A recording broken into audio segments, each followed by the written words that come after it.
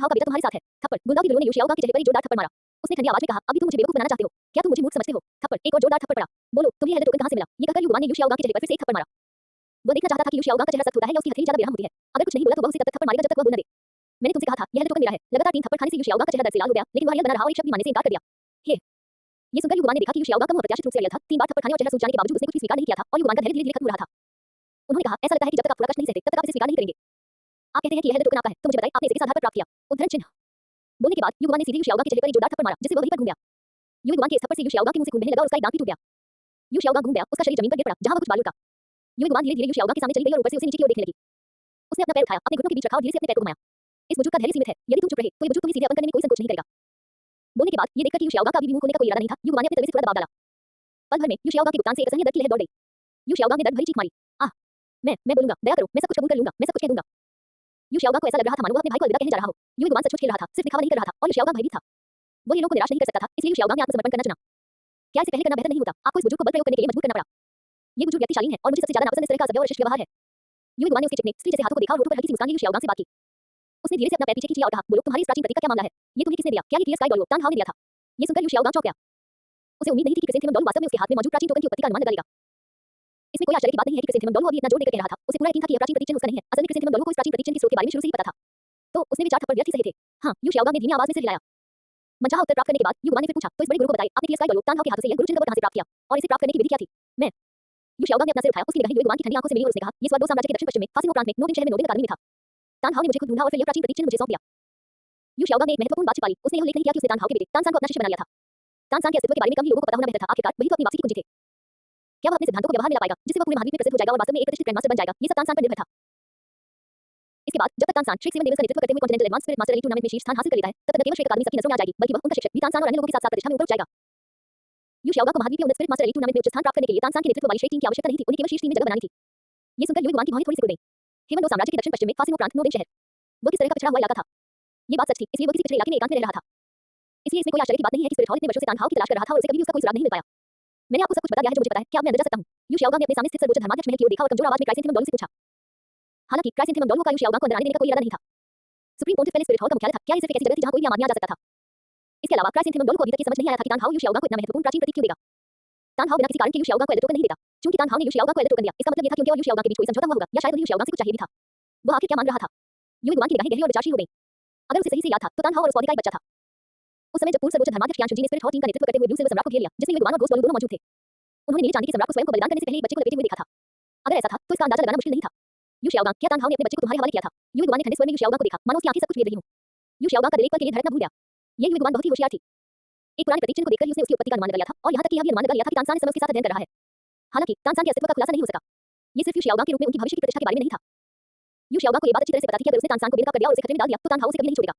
इसलिए Yu Xiaogang ने सिर हिलाते हुए कहा, नहीं। यू शियाओगांग के बोलने से पहले ही युवान ने तुरंत उनकी बात काट दी। युवान ने ठंडे लहजे में अपनी जीभ चटकाते हुए कहा, यू शियाओगांग, इस बड़े को मूर्ख मत समझो। ये बुजुर्ग अब सिर्फ ये जानना चाहता है कि यह बच्चा इस समय कहाँ है। इस बुजुर्ग का धैर्य सीमित है। मुझे आशा है कि आप सच्चाई से अपना अपराध स्वीकार करेंगे। अन्यथा ये बुजुर्ग इस बात की गारंटी नहीं दे सकता कि मैं तुम्हें बुलाने के लिए किस प्रकार के घृणित तरीके अपनाऊंगा। यू शियाओगांग, ये बुजुर्ग आपको सोचने के लिए 5 सेकंड का समय देंगे। यदि 5 सेकंड के बाद भी इस बुजुर्ग को संतोषजनक उत्तर नहीं मिलता है, तो बेहतर होगा कि आप अपने सौभाग्य के लिए प्रार्थना करें। युवान ने ठीक उसके सामने गिनती की, 5 उंगलियां फैलाई और उन्हें एक-एक करके वापस खींच लिया। उसने गिना, 5 4 2 1। यू शियाओगांग, ऐसा लगता है कि तुमने उसे शरण देने का फैसला कर लिया है। उनकी गिनती समाप्त हो गई और ये देखकर कि यू शियाओगांग का अभी भी बोलने का कोई इरादा नहीं था, युवान ने ठंडे स्वर में कहा, यदि ऐसा है, तो इस बुजुर्ग को निर्दय होने के लिए दोष न दें। अध्याय 59, बीबी डोन की सुरक्षा। युवान के दाहिने हाथ की 5 उंगलियों पर गुलदाउदी की आध्यात्मिक शक्ति प्रज्वलित हुई, जो उसकी हथेली पर आग की गोली की तरह चल रही थी। युवान ने अपना शरीर हिलाया, एक कदम आगे बढ़ाया और अपनी उंगलियां यू शियाओगांग की गर्दन की ओर बढ़ाई। युवान, मुझे इतना तंग करना बंद करो, मुझे नहीं पता, बस बात खत्म। आप मुझ पर कितना भी दबाव डालें, मुझे फिर भी नहीं पता। हालांकि यू शियाओगांग जानता था कि वह युवान का मुकाबला नहीं कर सकता, फिर भी उसमें दृढ़ संकल्प था। इसके अलावा ये सर्वोच्च धर्माध्यक्ष का महल था। यू शियाओगांग को विश्वास नहीं था कि युवान मातसंदेह के आधार पर अंधाधुंध कार्रवाई करने और उसे जान से मारने का प्रयास करने की हिम्मत करेगा। इसके अलावा यू शियाओगांग को पूरा विश्वास था कि बीबी डोन उसे मरते हुए चुपचाप नहीं देखेगी, जब तक वह हंगामा खड़ा करके बीबी डोन को बता देता। ये सोचते ही यू शियाओगांग अचानक धनुष से निकली तीर की तरह उछल पड़ा। सीधे खड़े होने के बाद उसने अपने पैर फैलाए और अपने वस्त्रों को झटकते हुए आक्रामक मुद्रा अपना ली। प्रथम आध्यात्मिक क्षमता, बिजली की तरह पादप धरती को हिला देने वाला लू सांग पाओ।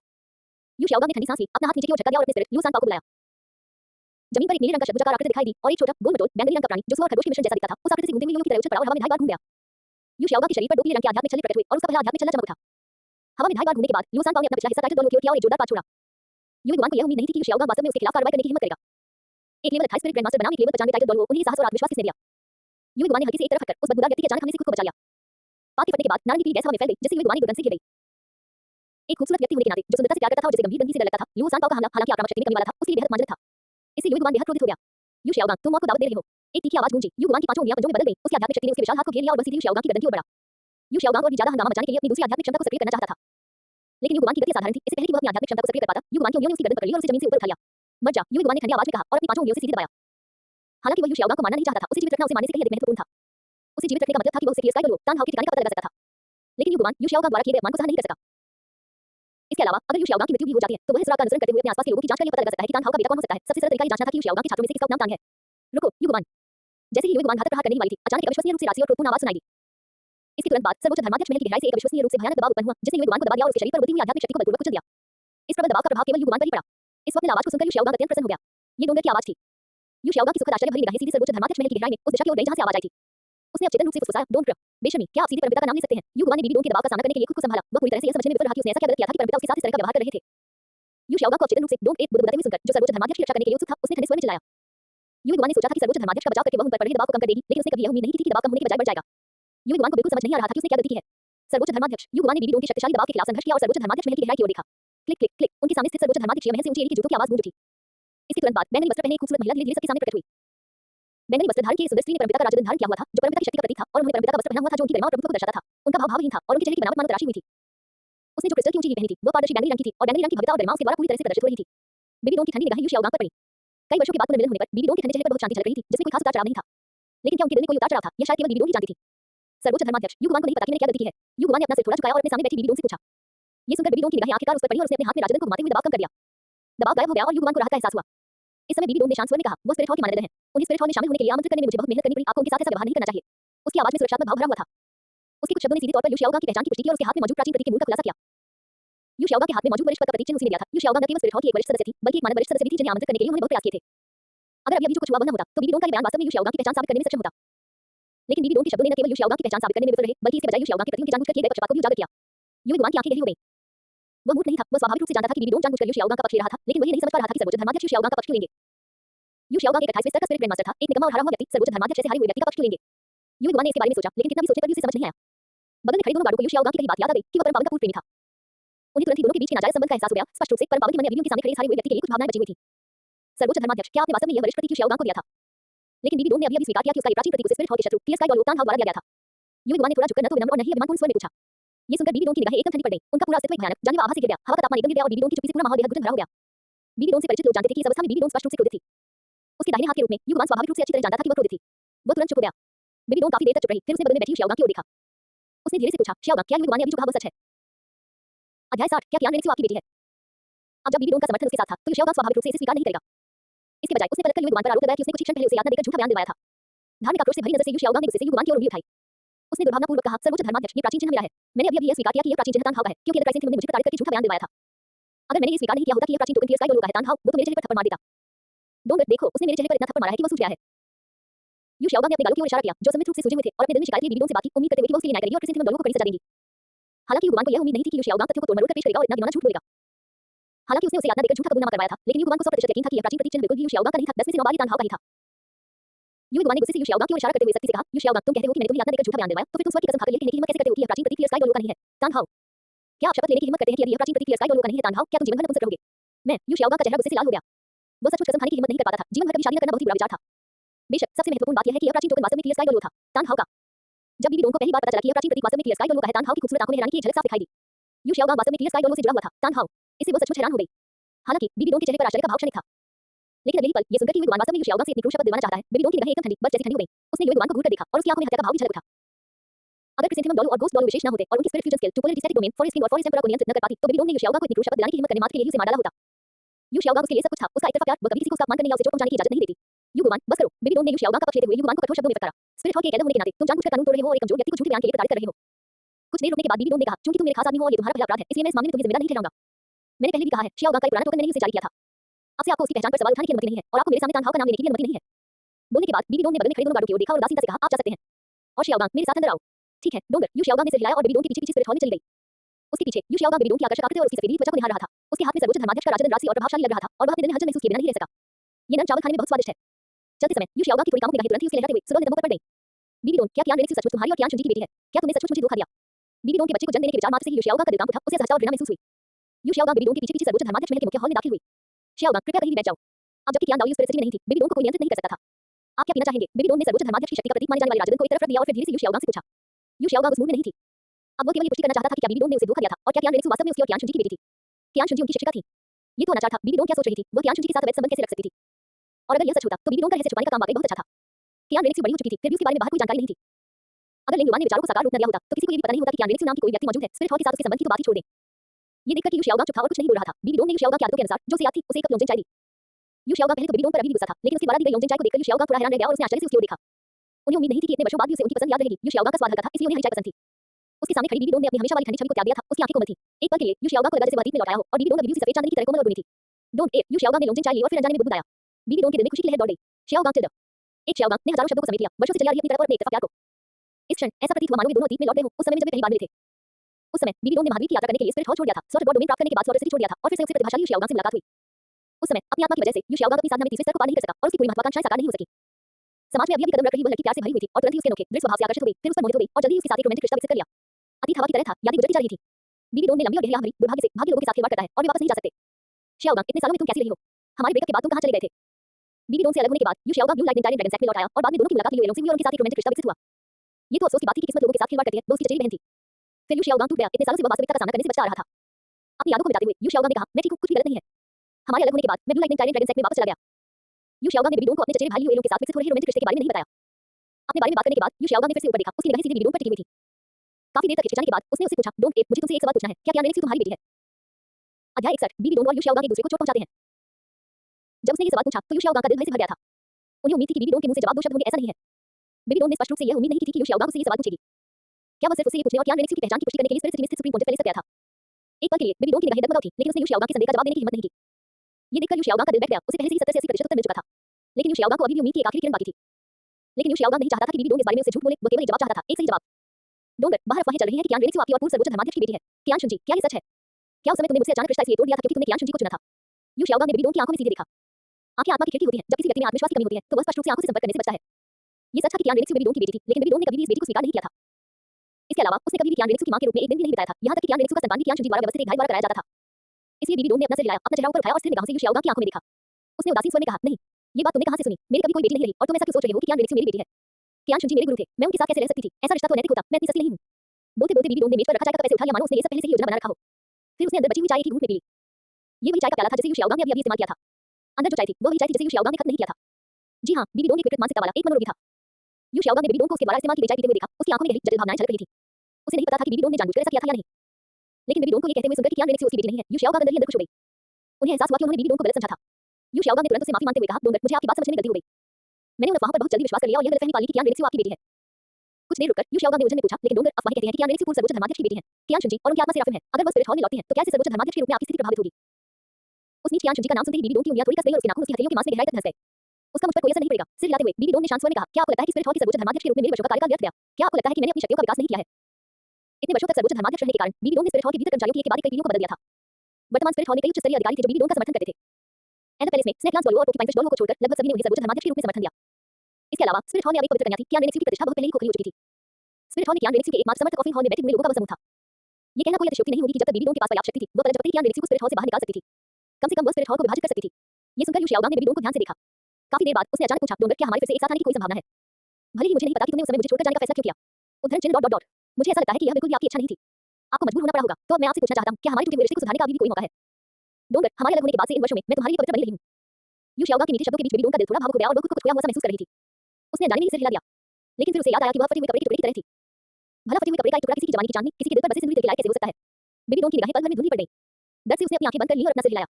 शियाओगांग, मुझे माफ करना। मेरे साथ बहुत कुछ घटित हो चुका है। मैं अब वह भोली भाली हंसमुख और मिलनसार लड़की नहीं रही जो पहले हुआ करती थी।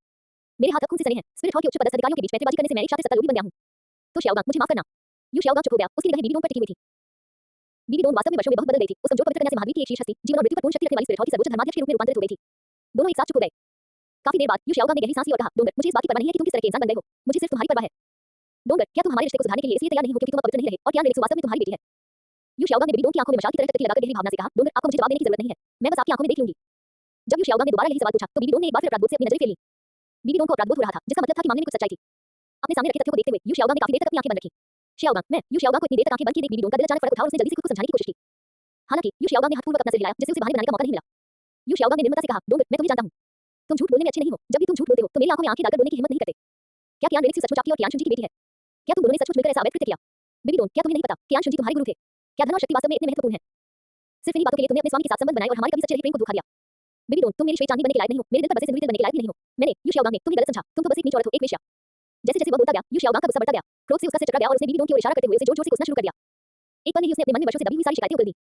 उसने और भी ज्यादा गालियां दी क्योंकि उसने बेबी डोन का असली चरित्र नहीं देखा था। उसने गलती से उसे एक खजाने की तरह, अपनी सफेद चांदी की तरह, अपनी सिंदूरी तिल की तरह माना था, लेकिन वह तो बस एक साधारण सी लड़की थी। जैसे जैसे यू शाओगांग बोलता गया, वह और अधिक उत्तेजित और शब्दों का प्रयोग करने लगा। बेबी डोन का दिल पहले से ही बहुत कड़वाहट से भरा हुआ था। इनमें से कोई भी बात उसकी इच्छा नहीं थी। वह एक दुर्भाग्यपूर्ण भाग्य की शिकार थी। उसने उस समय उसकी रक्षा के लिए बहुत कुछ किया था। लेकिन अब वह न केवल कृतज्ञ नहीं था, बल्कि वह उसे पूछताछ करने और उसे नीच औरत और वेश्या कहने के लिए वापस आया था। मिट्टी के पुतले में भी थोड़ा बहुत गुस्सा होता है। बेबी डोन की तो बात ही छोड़िए।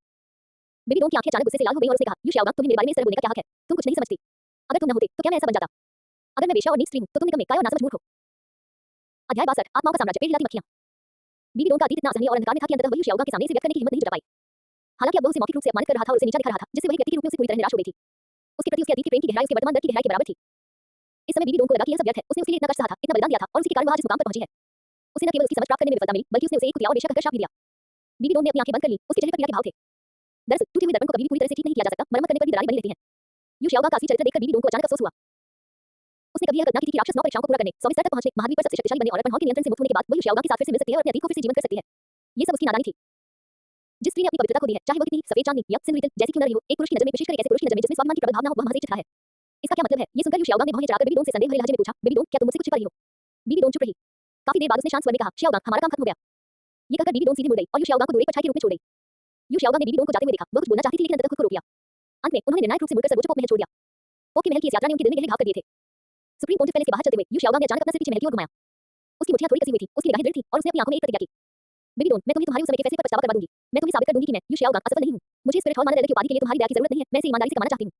बेबी डोन, हम महाद्वीप की उन्नत स्पिरिट मास्टर अकादमी के क्वीन टूर्नामेंट में मिलेंगे। जब वो समय आएगा तो मेरे नेतृत्व में श्रेष्ठ 7 डेविल्स की टीम स्पिरिट टीम की किंवदंती को कुचल देगी और स्पिरिट अकादमी को हराकर महाद्वीप की सबसे शक्तिशाली अकादमी बन जाएगी। यू शाओगांग ने आज यहाँ एक घातक शपथ ली। आज तुम मुझे नजरअंदाज करते हो और हर तरह से मुझे नीचा दिखाते हो, लेकिन एक दिन मैं तुम्हें ऐसा कर दूंगा कि तुम मुझ तक पहुंच ही नहीं पाओगे। नदी के पूर्व में 30 वर्ष, पश्चिम में 30 वर्ष, अधेड़ उनके गरीबों को परेशान मत करो। यू शाओगांग ने ठंडी सांस ली, अपनी आसीन झटक दी, मुड़ा, अपने घोड़े पर सवार हुआ और स्पिरिट सिटी से चला गया। सर्वोच्च धर्माध्यक्ष महल के मंडप में एक खुली खिड़की के पास बेबी डोन की तरफ खड़ी थी। उसकी निगाहें यू शाओगांग की दूर जाते हुए परछाई को निहार रही थी। जब यू शाओगांग और उसका घोड़ा पूरी तरह से सड़क में गायब हो गए, तभी उसने धीरे-धीरे अपनी नजरें हटाईं। उसे यू शाओगांग से प्यार करने का कोई पछतावा नहीं था, नहीं उसे कमजोर स्थिति में कियान शुंजी को मारने का मौका हथियाने का कोई पछतावा था। उसे केवल इस बात का अफसोस था कि उसने अपनी बेटी के साथ कैसा व्यवहार किया, जो कि कियान शुंजी के प्रति उसकी नफरत, एंजल कबीले के प्रति उसकी नफरत और यू शाओगांग के प्रति उसके प्यार का परिणाम था। वो एक सामान्य मां की तरह हो सकती थी, जिसकी बेटी होती जो उसे प्यार करती। उसने अपना सिर हिलाया, शायद यही बेबी डोन का भाग्य था। बेबी डोन ने गहरी सांस ली और आकाश में सूर्य की ओर देखा। स्पिरिट हॉल की सर्वोच्च धर्माध्यक्ष होने के नाते, सर्वोच्च शक्ति और प्रतिष्ठा से संपन्न, ऐसा प्रतीत होता था कि उनके पास सब कुछ है, फिर भी वे एक खालीपन का अनुभव करती थी। अपने जीवन पर पीछे मुड़कर देखने पर उन्हें वास्तव में कभी कुछ प्राप्त नहीं हुआ था। उसकी जिंदगी एक मजाक से ज्यादा कुछ नहीं लग रही थी। अब उसके पास राक्षस देवता की विरासत के अलावा कुछ भी नहीं बचा था। वो राक्षस देवता की 9 परीक्षाओं को पूरा करेगी, 100वीं स्तर की देवी बनेगी, देवलोक में प्रवेश करेगी और इस दुनिया को छोड़ देगी जिसने उसे इतना दर्द दिया है। बेबी डोन की निगाहें पहले से कहीं अधिक दृढ़ थीं। योजना को गति देनी होगी। कियान दाओली के चले जाने के बाद स्पिरिट सिटी में कोई भी मुझे रोक नहीं सकता। मैं स्पिरिट हॉल की पुरानी व्यवस्था को उखाड़ फेंकूंगा, स्पिरिट साम्राज्य की स्थापना करूंगा और फिर पूरे महाद्वीप में युद्ध की ज्वाला फैला दूंगा। Dot dot dot. इसी बीच स्टारडो ग्रेट फॉरेस्ट की एक भूमिगत गुफा में निराशा की शक्ति हवा में फैल गई और सभी को अंतहीन निराशा में खींच ले गई। निराशा की इस शक्ति से प्रभावित होकर सिल्वर ड्रैगन किंग ने अपनी आंखों के सामने एक भयावह दृश्य देखा। सर्वोच्च ड्रैगन देवता को स्वर्ग और पृथ्वी को जोड़ने वाली रत्तलाल विशाल तलवार द्वारा 2 भागों में काटा जा रहा था। उसे ऐसा लगा मानो वो स्वयं वहां मौजूद हो। दीतियान, शियोंग, जून और अन्य लोगों की हालत भी बेहतर नहीं थी, उन्हें भी एक दृश्य का सामना करना पड़ा। इस दृश्य में दिखाया गया कि स्टारडो ग्रेट फॉरेस्ट का क्षेत्रफल बहुत कम हो गया है, जो विशाल स्टील की दीवारों से घिरा हुआ है। जीवन की झील सूख गई है और पूरे स्टारडो ग्रेट फॉरेस्ट में सिर्फ 20 की संख्या 1000 से अधिक नहीं बची है। इसके अलावा उनके स्वामी को सुदूर उत्तर में एक मनुष्य ने हृदय में भाला होकर मार डाला था और वहीं उनकी मृत्यु हो गई थी। इस अत्यंत दुखद दृश्य को देखकर पशु देवता दीतियान दहाड़ उठे। उनकी आवाज में असीम दुख छलक रहा था। निराशा की तलवार कला, पहला रूप निराशा। निराशा की तलवार कला, प्रथम रूप निराशा। ये तलवार तकनीक एक ऐसी असाधारण कला थी जिसे लिंगवान ने अंतहीन निराशा के बीच रहते हुए बनाया था। तलवारबाजी की यह शैली आक्रमण के पारंपरिक तरीकों और आकाश पृथ्वी की ऊर्जा के अधिग्रहण और रूपांतरण को त्याग देती है। ये शारीरिक क्षति, नकारात्मक प्रभावों और हृदय में व्याप्त निराशा को सीधी 100% दर से आक्रमण शक्ति में परिवर्तित कर सकती है। चोट जितनी गंभीर होती है, शरीर पर नकारात्मक प्रभाव उतना ही अधिक होता है और हृदय में निराशा जितनी अधिक होती है, तलवार चलाने की यह शैली उतनी ही शक्तिशाली हो जाती है, जो अपने चरम पर देवताओं को भी मारने में सक्षम होती है। पलक झपकते लिंगवान के शरीर के भीतर स्थित असुर दानव तलवार की मारक शक्ति बाहर निकल आई और वही ईश्वर हत्या तलवार में विलीन हो गई और पूरी तरह से ईश्वर हत्या तलवार की ऊर्जा में परिवर्तित हो गई। अपने शरीर में असुर दानव तलवार की सारी मारक शक्ति को परिवर्तित करने के बाद अचानक उस देव हत्या तलवार की सतह पर रक्त लाल रंग के पैटर्न दिखाई देने लगे। ये पैटर्न इतने जीवंत थे मानो उन्हें जान आ गई हो। जब निराशा की तलवार कला सक्रिय होती है तो यह निराशा का एक क्षेत्र उत्पन्न करती है। निराशा के क्षेत्र में मौजूद लोग अंतहीन निराशा में डूब जाते हैं और अस्थायी रूप से अपनी पहचान खो देते हैं। इस समय सिल्वर ड्रैगन किंग और बीस्ट गॉड दीतियान दोनों ही पूरी तरह से नियंत्रित थे। अत्यंत भयावह ऊर्जा के एकत्रित होने का आभास होते ही सिल्वर ड्रैगन किंग की आत्मा को झटका लगा और वो तुरंत होश में आ गई। उसकी बैंगनी ड्रैगन जैसी आंखें सामने खड़ी लिंगवान पर टिक गईं। एक पल में ही उसने देखा कि उसके हाथ में मौजूद ईश्वर नाशक तलवार से असुर दानव तलवार की समान ही आभा निकल रही थी। इस समय ईश्वर हत्यारा तलवार मानो स्वयं असुर दानव तलवार प्रतीत हो रही थी। अच्छा नहीं, सिल्वर ड्रैगन किंग के चेहरे के भाव एकदम बदल गए। एक ड्रैगन की सहज प्रवृत्ति ने उसे बताया कि यह हमला कोई मामूली बात नहीं थी। यदि वह इस तलवार की भयानक शक्ति से घायल हो जाती तो उसकी दिव्य आत्मा निश्चित रूप से नष्ट हो जाती। पलक झपकते सिल्वर ड्रैगन किंग ने जल्दबाजी और दृढ़ता से बचने का फैसला किया। निराशा का विलाप एक तलवार में शून्यता में परिणत होती है। लिंगवान ने धीमी सी चीख निकाली और अपनी तलवार से प्रहार किया, जिससे वह काले लाल रंग की प्रकाश की एक लकीर में परिवर्तित हो गया और सीधे सिल्वर ड्रैगन किंग की ओर बढ़ गया। गुरु की रक्षा करो। दीतियान, शियोंग, जून और अन्य भयंकर जानवर भी इसी क्षण होश में आ गए और निराशा के भ्रम के मानसिक नियंत्रण से मुक्त हो गए। सिल्वर ड्रैगन किंग को खतरे में देखकर दीतियान ने निर्णायक रूप से एक आदेश दिया और फिर अपनी अंतिम तकनीक का प्रयोग किया। ड्रैगन गॉड क्लॉ, स्वर्ग को चीरने वाला पंजा, उद्धरण चिन्ह डॉट डॉट डॉट उद्धरण चिन्ह। हालांकि लिंगवान के लिए उनकी अंतिम तकनीक पेड़ को हिलाने की कोशिश कर रही मक्खियों से ज्यादा कुछ नहीं थी। अध्याय 63 निराशा की तलवार का अद्वितीय रूप, चमत्कार, तलवार अमर अवस्था। इससे तलवार की इस प्रहार की शक्ति में केवल थोड़ी सी कमी आ सकती थी, लेकिन इसके नीचे की ओर लगने वाले प्रहार की गति धीमी नहीं हो सकती थी। हालांकि इस हमले की ताकत कुछ हद तक कम हो गई थी, फिर भी यह बेहद भयावह और शक्तिशाली बन रही। सिल्वर ड्रैगन किंग को अंदर से पूरी तरह खालीपन महसूस हो रहा था। वह सिल्वर ड्रैगन स्पीयर से किसी भी प्रकार का संबंध महसूस करने में असमर्थ था। ये देखकर सिल्वर ड्रैगन किंग ने झट से चकमा दिया। हालांकि चाहे वह कितनी भी कोशिश कर ले, इस बार की तलवार की रोशनी परछाई की तरह उसका पीछा करती रही। जैसे ही उसकी जान बाल-बाल बची, सिल्वर ड्रैगन किंग ने अचानक अपने शरीर में एक जबरदस्त शक्ति का प्रवाह महसूस किया और उसी समय उसने सिल्वर ड्रैगन स्पीयर से जुड़ाव महसूस किया। मेरी ताकत वापस आ गई है। अत्यंत प्रसन्न होकर सिल्वर ड्रैगन किंग ने एक ही विचार से सिल्वर ड्रैगन स्पीयर को बुलाया। सिल्वर ड्रैगन स्पीयर जमीन से गायब हो गया और सिल्वर ड्रैगन किंग के हाथ में प्रकट हुआ। एक हाथ में सिल्वर ड्रैगन स्पीयर पकड़े हुए सिल्वर ड्रैगन किंग ने आगे की ओर वार किया, जिससे उसकी दुश्मन 3 मीटर पीछे हट गई। सिल्वर ड्रैगन स्पीयर की नोक और फ्लेम स्वॉर्ड की नोक से टकराई, जिससे एक स्पष्ट गूंजती हुई ध्वनि उत्पन्न हुई। सिल्वर ड्रैगन स्पीयर हाथ में लिए शरीर पर कोई चोट न होने और कोई नकारात्मक प्रभाव न होने के कारण सिल्वर ड्रैगन किंग ने पूरी ताकत लगा दी। इस प्रकार की शक्ति वास्तव में एक छत देवता राजा के स्तर की थी। लिंग युवान का हमला भी कमजोर नहीं था। असुर दानव तलवार से उसके शरीर में बची हुई सारी घातक इच्छा शक्ति आक्रमण शक्ति में परिवर्तित हो गई थी, जिससे उसकी तलवार का प्रहार भी एक छत देवता राजा के बराबर हो गया था। दोनों पक्ष काफी देर तक गतिरोध में फंसे रहे। सिल्वर ड्रैगन किंग ने देखा कि लिंग युवान वास्तव में अपनी चरम सीमा पर उसका सामना करने में सक्षम थी और उसकी खूबसूरत बैंगनी आंखों में आश्चर्य का भाव दिखाई दिया। वह इस समय लगभग अपनी चरम अवस्था में थी। फिर भी अपनी पूरी ताकत लगाने के बावजूद वह एक ही बार में लिंग युवान को खत्म करने में सक्षम नहीं हो पाई थी। क्या मेरे सामने खड़ा इंसान सचमुच सिर्फ एक इंसान है? क्या कोई मनुष्य इस हद तक शक्तिशाली हो सकता है? सिल्वर ड्रैगन किंग ने अपने मन ही मन में यह सवाल पूछा। पीछे हटो। सिल्वर ड्रैगन किंग ने अचानक बल प्रयोग किया और लिंग युवान को जबरदस्ती पीछे धकेल दिया। फिर अपनी पीठ पर मौजूद सिल्वर ड्रैगन के पंखों को फड़फड़ाते हुए उसने हवा में मिली गति का उपयोग करके सिल्वर ड्रैगन स्पीयर में और भी अधिक शक्तिशाली दिव्य शक्ति प्रवाहित की। सिल्वर ड्रैगन किंग ने आकाश में आधा चक्कर लगाया और अपना भाला आगे बढ़ाया, जो एक पूरी चांदी के ड्रैगन में परिवर्तित हो गया। सिल्वर ड्रैगन किंग द्वारा पीछे धकेले जाने के बाद लिंग युवान ने भी तुरंत अपनी स्थिति को स्थिर कर लिया। हालांकि उसके शरीर के भीतर मौजूद असुर दानव तलवार की हत्या करने की मंशा खत्म हो चुकी थी। फिलहाल उसके पास पूरी शक्ति वाले सिल्वर ड्रैगन किंग का मुकाबला करने का कोई तरीका नहीं था। हालांकि आश्चर्यजनक रूप से लिंग युवान बेहद शांत रही। उसके चेहरे पर डर का जरा सा भी निशान नहीं था, मानो वह लड़ने की क्षमता के बिना ही पैदा हुआ हो। सिल्वर ड्रैगन किंग के आश्चर्य के लिए लिंग युवान ने उसके भाले की वार का सामना करते हुए यहां तक कि गॉड किंग डिवाइन स्पीड को भी नहीं बुलाया। क्या ऐसा हो सकता है कि वह जानता हो कि वह मेरा मुकाबला नहीं कर सकता और आत्मसमर्पण करने की तैयारी कर रहा हो? सिल्वर ड्रैगन किंग ने मन ही मन सोचा। लेकिन उनके बीच हुई थोड़ी सी बातचीत से ही वह जान गई थी कि लिंग युवान कई तरीकों का जानकार और एक बेहद मुश्किल प्रतिद्वंदी था। सिल्वर ड्रैगन किंग को इस बात की भी जिज्ञासा थी कि जब लिंग युवान सिल्वर ड्रैगन स्पीयर को धारण किए हुए अपनी चरम अवस्था में होगी, तब वह उसे कैसे निपटेगी। वर्तमान सिल्वर ड्रैगन किंग अपनी चोटों से पूरी तरह उबर चुकी थी और उसके पास एक देव राजा के समान भयानक युद्ध शक्ति थी। स्वर्ग और पृथ्वी को उलट देने और अमरता प्राप्त करने की क्षमता के अलावा उसके पास और कौन-कौन सी असाधारण क्षमताएं थी? सिल्वर ड्रैगन किंग की लिंग युवान के बारे में जिज्ञासा बढ़ती ही जा रही थी। शायद लिंग युवान की ताकत को देखने और इस तथ्य को देखते हुए कि उसने अनजाने में उसके घावों को ठीक कर दिया था, सिल्वर ड्रैगन किंग की उसकी प्रतिक्रिया में काफी बदलाव आया था। बेशक ये सब लिंग युवान की असाधारण शक्ति पर आधारित था। जिस प्रकार पुरुष स्वाभाविक रूप से धनी महिलाओं की ओर आकर्षित होते हैं, उसी प्रकार महिलाएं स्वाभाविक रूप से बलवान पुरुषों की ओर आकर्षित होती हैं। तुम चाहे कितने भी ताकतवर क्यों न हो, मैं हमेशा तुमसे ऊपर हूं। निराशा से एक चमत्कार का जन्म होता है, जो एक तेजस्वी रूप प्रकट करता है। निराशा की तलवार का अद्वितीय रूप चमत्कार। लिंग युवान ने ईश्वर हत्या तलवार को थामे रखा और धीरे से तलवार मंत्र का जाप किया। जैसे ही उसने बोलना शुरू किया, उसके शरीर में आध्यात्मिक शक्ति हिंसक रूप से बढ़ गई और हवा में निराशा की तीव्रता और भी बढ़ गई। स्विश। लिंग युवान के हृदय से एक क्रॉस के आकार का सुनहरा प्रकाश निकला, जिसकी चमक ने उसके पूरे शरीर को रोशन कर दिया और वह प्रकाश के एक कोकून में परिवर्तित हो गया। कैन। रेशम की खोल से एक चकाचौंध भरी रोशनी की किरण निकली और सीधे आकाश की ओर बढ़ गई। प्रकाश का आवरण ठोस पदार्थ से होकर गुजरता हुआ प्रतीत हुआ, भूमिगत चट्टानों की परतों को तोड़ता हुआ जीवन की झील से बाहर निकला और सीधे ऊंचे आकाश में सूर्य के साथ-साथ खड़ा हो गया। लिंग युवान अपनी तलवार पीठ के पीछे रखे, एक पैर बादलों पर टिकाए, विशाल पृथ्वी की ओर पीठ करके आकाश में लंबा खड़ा था। इस क्षण उनके वस्त्रों में एक अभूतपूर्व परिवर्तन हुआ और वे लौकिक सफेद तलवार अमर वस्त्रों में परिवर्तित हो गए। हल्की हवा चली और लिंग युवान की तलवार अमर वस्त्र धीरे-धीरे लहराए। इस समय वह किसी निर्वासित अमर व्यक्ति की तरह दिख रहा था। उसके कपड़ों में बदलाव के अलावा लिंग युवान के हाथ में मौजूद ईश्वर हत्या की तलवार में भी एक बड़ा परिवर्तन आया। अपने मूल भयावह और खतरनाक काले रंग से यह 5 फुट लंबी तलवार में बदल गया, जो पूरी तरह से पारदर्शी थी। वो लंबी तलवार क्रिस्टल के कांच जैसी दिखती थी, जिससे अमर आध्यात्मिक ऊर्जा के विस्फोट निकल रहे थे। साथ ही इसने एक अतुलनीय रूप से तीव्र और भीतर अनुभूति प्रकट की, मानो ये कर्म के सभी नियमों को तोड़ सकते हो, पंच तत्वों और ब्रह्मांड से बाहर निकल सकते हो और महान दाव के नियमों से परे अस्तित्व में आ सकते हो। निराशा की तलवार का अद्वितीय रूप चमत्कार, तलवार अमर अवस्था। इस रूप का उपयोग करने के बाद व्यक्ति अपनी सभी क्षमताओं को त्याग कर 10 सेकंड की समय सीमा के लिए तलवार अमर अवस्था में प्रवेश कर जाता है। स्वर्ण इमोर्टल रूप में तलवार का प्रत्येक प्रहार अनंत तलवार ऊर्जा और तलवार इरादे से युक्त होता है। इसकी शक्ति असीम रूप से बड़ी या असीम रूप से छोटी हो सकती है। ये निकट दूरी पर एक लक्ष्य पर हमला करने वाला और लंबी दूरी पर एक क्षेत्र प्रभाव हमला करने वाला हमला है। लिंग युवान ने तिरछी आंखों से पीछे मुड़कर देखा, उसकी निगाहें मृत्यु के देवता जैसी थी। सिल्वर ड्रैगन किंग की आकृति एक रहस्यमय शक्ति द्वारा अवरुद्ध होकर जम गई। वह न तो आगे बढ़ सकती थी और न ही पीछे हट सकती थी, हवा में स्थिर हो गई थी। उसी समय सिल्वर ड्रैगन किंग को ऐसा महसूस हुआ मानो उस पर अनगिनत तलवारों की धारें चल रही हो, मानो उसे तलवारों के मलबे के बीच में रख दिया गया हो। अगर वह जरा सी भी हरकत करती, तो ये तलवारें उसे पल भर में सूरज होने वाली तकिए में बदल देती। सिल्वर ड्रैगन किंग को तुरंत खतरे का आभास हो गया। सृष्टि देवत्व की शक्ति का उपयोग करते हुए उसने अपनी सारी दिव्य शक्ति को जुटाया और अपने भीतर मौजूद सिल्वर ड्रैगन किंग मंच को सक्रिय करके लिंग युवान की घातक दृष्टि से खुद को जबरदस्ती मुक्त कर लिया। हालांकि जैसे ही सिल्वर ड्रैगन किंग मुक्त हुआ, अगले ही पल लिंग युवान अपनी तलवार लेकर आकाश से नीचे की ओर दौड़ा।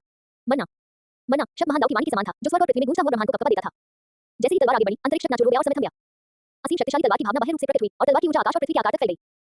एक पल में अनगिनत महान संसार इस तलवार के प्रहार की शक्ति के आगे अचानक बह गए और अनंत शून्यता में परिवर्तित हो गए। लिंग युवान का दिखने में साधारण सा लगने वाला तलवार का वार मानव समय और स्थान को पार कर गया और अनंत महान दाव का नाश कर दिया। आकाश के ऊपर से शून्य को घेरते हुए वो व्यक्ति और तलवार विभिन्न लोगों और महान दावों से होकर गुजरे और अनंत प्रतिबंधित क्षेत्रों को नष्ट कर दिया। अंततः वह आकाश में लौट आया और एक अजय मुद्रा में हमला करते हुए सब कुछ पूरी तरह से नष्ट कर दिया। इस तलवार के प्रहार में सिल्वर ड्रैगन किंग ने अपने जीवन की क्षय, अपनी आत्मा के कुचलने और नष्ट होने और अपनी मानसिक शक्ति के शून्य में परिवर्तित होने का अनुभव किया। यदि उसे इस तलवार से चोट लगती, तो वह सचमुच इस संसार से मिट जाती, उसका शरीर और आत्मा नष्ट हो जाते, उसकी आत्मा राख में बदल जाती और वह कभी पुनर्जन्म नहीं ले पाती। चमत्कार अपने आप में एक चमत्कार है। आप चाहे कितने भी शक्तिशाली क्यों न हो, मैं हमेशा आपसे ऊपर हूं।